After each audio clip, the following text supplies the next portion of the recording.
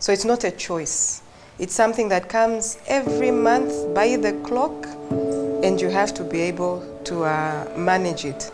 Now, COVID has been a challenging period, and for you to be able to manage yourself every month when you're menstruating for almost 5 days, you need to be able to have the products that you can be able to use. For the girls, especially in school, have been affected more than others. As you know, these are delicate girls. Having people not accessing income well means that they won't be able to afford. And this is where people now use products that will affect their health. You hear of people using different types of products, maize cobs. There are some communities that use cow dung, just to be able to manage because they don't have anything else. First time I went in menstruation period, I feared to go to the senior woman chair to tell her my problems. But one of my friend came and said that don't fear, that child is like your mother. I don't know so many things about menstruation. I just know little because I started going it was in 2018. Yeah, I was scared for real. I used to say that, what's this?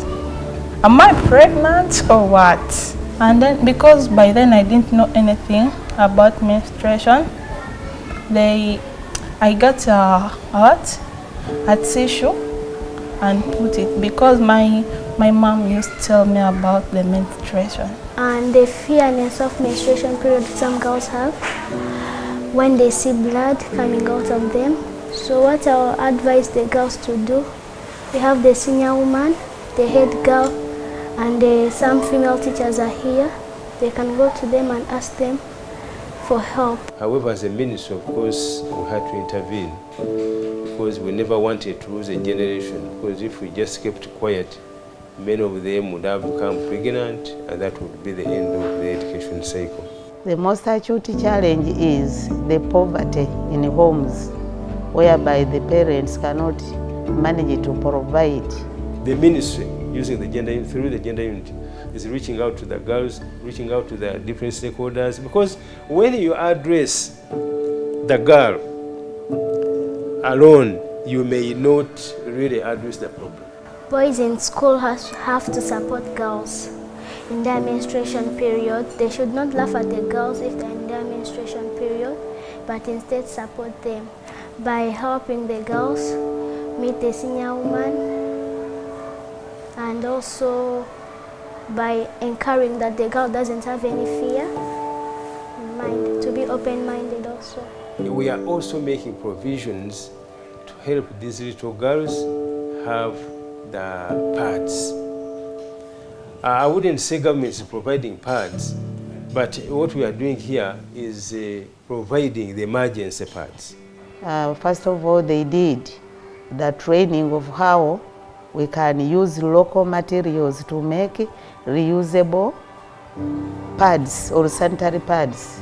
So the children acquired some skills and made their reusable pads.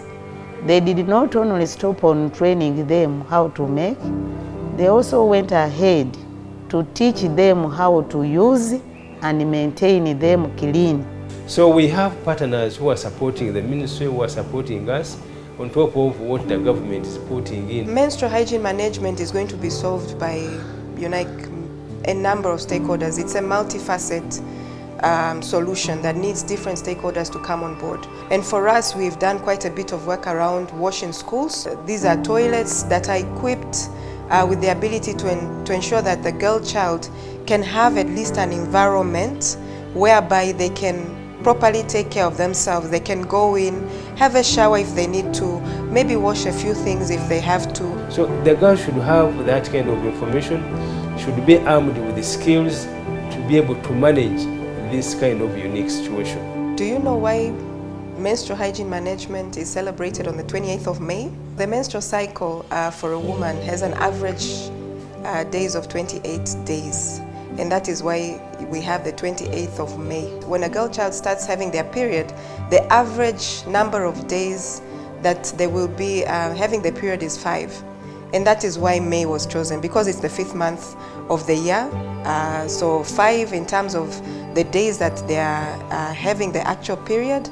And then the cycle, the menstrual cycle is 28 days, hence the 28th of May. So that is simply why we are celebrating menstrual hygiene management on the 28th of May every year.